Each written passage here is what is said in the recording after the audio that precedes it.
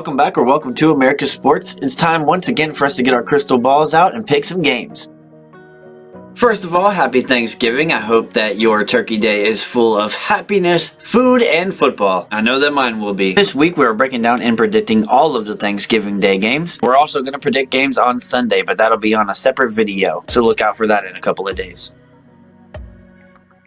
I wasn't in the office for week 11, so I apologize for that, but for the year, I am 47-23 straight up, 38-32 against the spread, 42-28 against the over-under. Let's get into the games. At 12:30 p.m. Eastern Standard Time, we have the first game of the day. The 4-6 Packers go into the 8-2 Detroit Lions. Detroit is giving 7.5 with the over-under at 46.5. Detroit is 4-1 at home, only losing to Seattle this year. Green Bay is the opposite on the road at 1-4. Detroit versus Green Bay is a Thanksgiving staple. Detroit's won 3 in a row coming into this game. The Packers have won 1. Packers are right at 0 at point differential, while the Detroit Lions are a plus 43. Detroit is 2-0 in the division, while Green Bay is 1-2. Detroit has a top 5 offense. They are number 4 in the passing game and number 5 in the rushing game when it comes to yards per game. Detroit is also number 9 at yards allowed on defense, while Green Bay is 17th, as they give up more passing yards and they give up a lot more rushing yards. On paper, on both sides of the ball, no matter where you look, Detroit is favored in every single statistical category, pretty much. However, there is one thing that the Packers do better, and it's simply they're holding teams to less points than Detroit is. It's only by about a field goal less, but still, the Packers got them in at least something. Yeah, I just don't think Green Bay is going to be able to stop them on the ground. Really, they may not be able to stop them at all, but Gibbs and Montgomery should be able to kind of do whatever they want. Yeah, I mean, this is Detroit all day. It's just a wonder of how much they are going to win by. I think Green Bay is starting to make some good progress. Aaron Jones is getting healthy, but I'm going to put down Detroit for the win and to cover. I also like the under here. This is a pretty early game. Not to mention that in primetime, it goes under all the time. So that may or may not be a theme today. The second game of Thanksgiving at 4:30 EST. We've got the 4-7 Commanders at the 7-3 Dallas Cowboys. The Cowboys are given 11 and the over-under is 48.5, which is the highest of the day, by the way. Cowboys are an undefeated 4-0 record at home. The Commanders are 500, 3-3 on the road. Washington is also 0-4 in the division, while the Cowboys are 2-1. The Giants have 3 wins, and 2 of them are to Washington. And when it comes to point differential, the Cowboys are it. They're number 1 in the NFC, and they're tied for number 1 in the entire NFL with the Ravens. Washington's is not good. It's a minus 69. They've also lost 2 in a row. They are pretty much struggling right now. Nope, they are struggling right now. Washington's quarterback Sam Howell is number 1 in passing yards, but he's also number 1 in getting sacked. By a lot, he has 51. Number 2 is Zach Wilson with 38.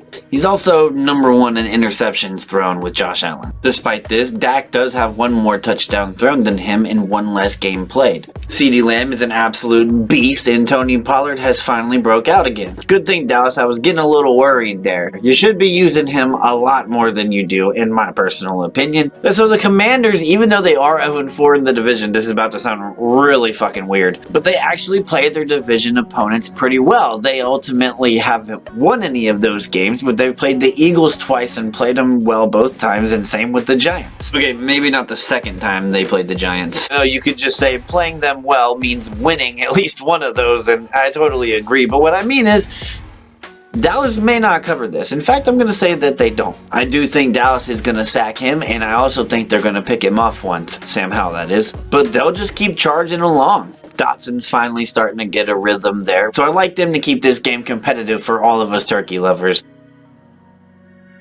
But give me the quote-unquote America's team to win, not to cover, and I'm going to go under again, even though I think it's going to be very close to 48.5. A 27-20 or a 27-17 outlook.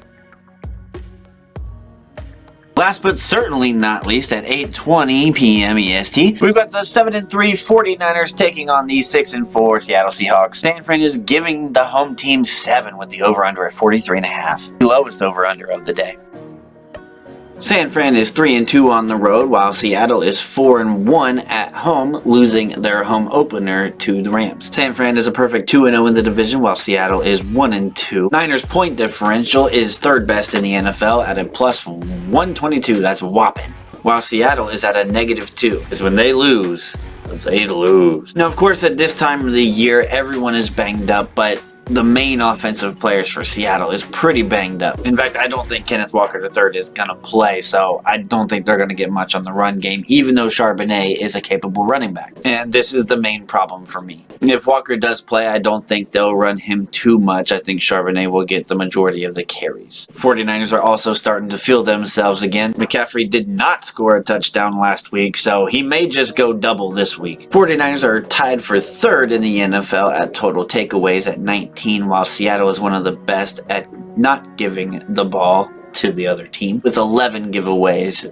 8 of them being interceptions, 3 of them fumbles. 49ers also have them in passing and rushing the ball on offense. So I definitely like the 49ers in this game, there's no doubt about that, but I think the 49ers do win by a touchdown though, so I'm going to call this a push, but if I have to push, get it, one way or another, I'm going to go that they do not cover this. I also like the over here. This is the first over of the day, and it comes at 8:20 p.m. EST. This year, Turkey Day is all NFC teams, but that's alright. If you're a fan of a team that is doing real well, be sure to give your thanks and remember that you are blessed.